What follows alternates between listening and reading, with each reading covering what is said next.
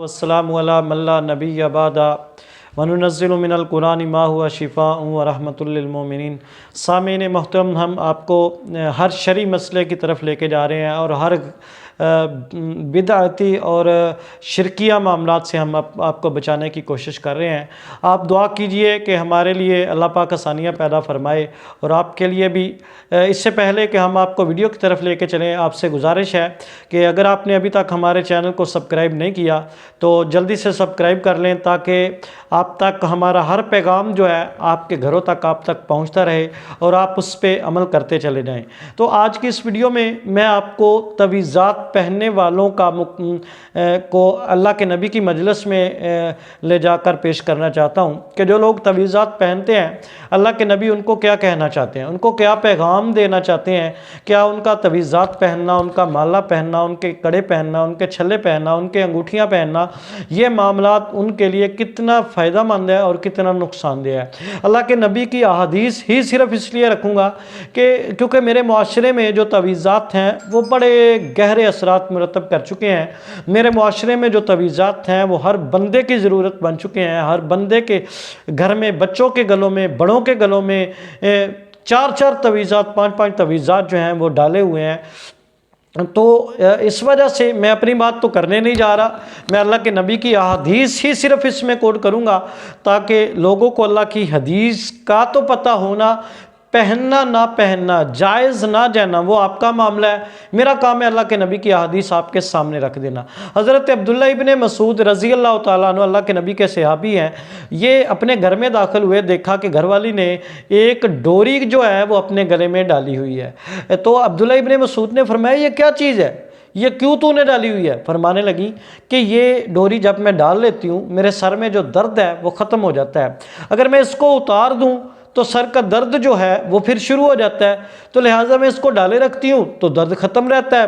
تو حضرت عبداللہ ابن مسعود نے بڑی پتہ کی بات کی، بڑی کہتے ہیں کہ کلیہ کی بات کی، کہ کہا یہ شیطان ہے، جب ڈالتی ہو تو شیطان دور ہو جاتا ہے، آپ کو سکون مل جاتا ہے، جب اتارتی ہو شیطان کا آپ کے سر کے اوپر سوار ہو کے درد شروع کر دیتا ہے، تاکہ آپ کو شرک میں مبتلا رکھے، آپ کو اللہ سے دور رکھنے کی کوشش ہے یہ کہ آپ ڈالیں گی تو آپ کو اس سے سکون ملے گا، آپ نہیں ڈالیں گی، آپ مکمل طور پہ اس کو چھوڑ دیں، آپ ڈالیں ہی نہ، شیطان ذلیل ہو کے واپس چلا جائے گا، آپ کی درد جو ہے وہ ہمیشہ کے لیے ختم ہو جائے گی۔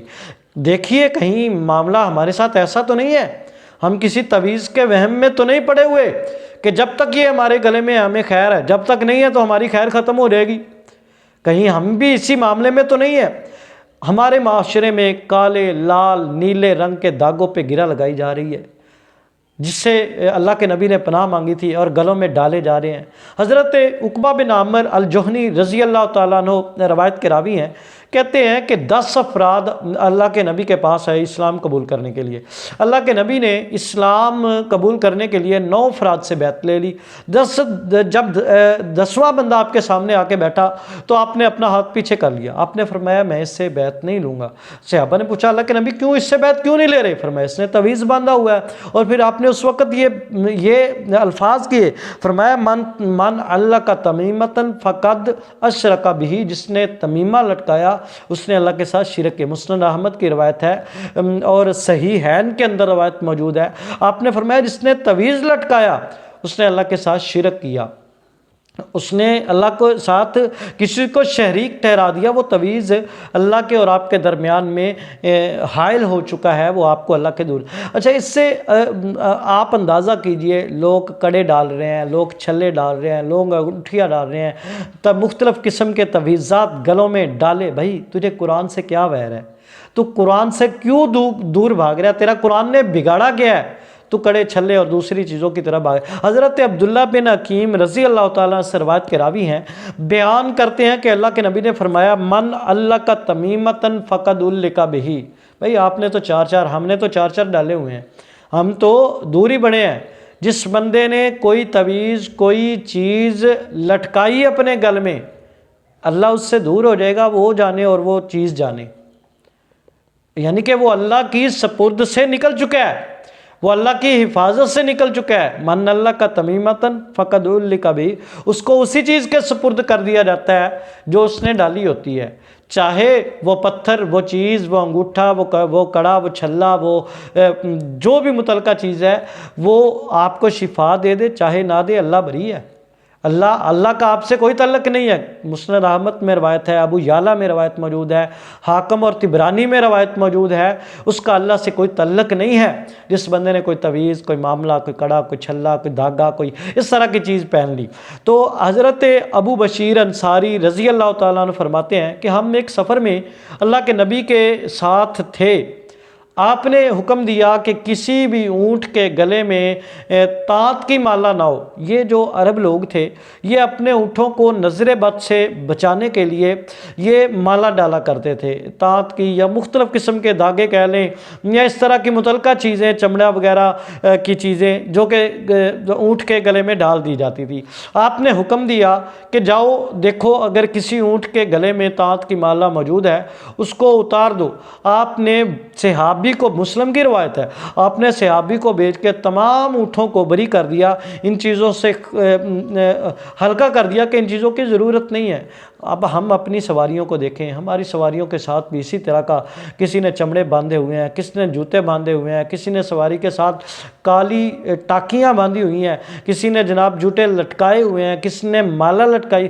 یہ ساری چیزیں جتنی بھی ہیں اب آپ ان چیزوں کو احادیث کے اوپر پیش کریں، احادیث کے اوپر پیش کریں، یا تو آپ شرک کی زد میں جا رہے ہیں۔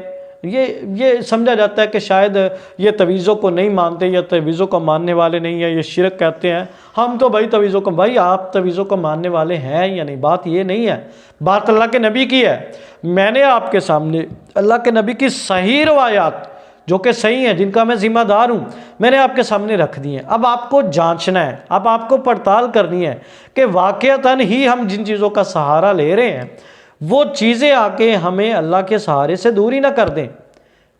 فقط الی کا بھی ہی کے مساق ہی نہ ٹھہر جائیں کہ ہم انہی کے سپرد کر دیے جائیں۔ اللہ بھائی میں نے پھر یہ سوال کرنا چاہتا ہوں، قرآن نے بگاڑا کیا ہے آپ کا؟ قرآن کا قصور کیا ہے؟ آپ نے اس کو چھوڑ کے داغوں پہ بھروسہ کیا ہوا ہے، آپ نے اس کو چھوڑ کے، قرآن کو چھوڑ کے پتھروں کو سہارا بنایا ہوا ہے، آپ نے قرآن کو چھوڑ کے ٹاکیوں کو سہارا بنایا ہوا ہے، آپ نے قرآن کو چھوڑ کے ان چیزوں کا سہارا لے رہے ہیں جو غیر شرعی ہیں۔ بھائی اللہ کے نبی کی احادیث کو سامنے رکھیے، اپنی اصلاح کیجیے۔ السلام علیکم ورحمۃ اللہ۔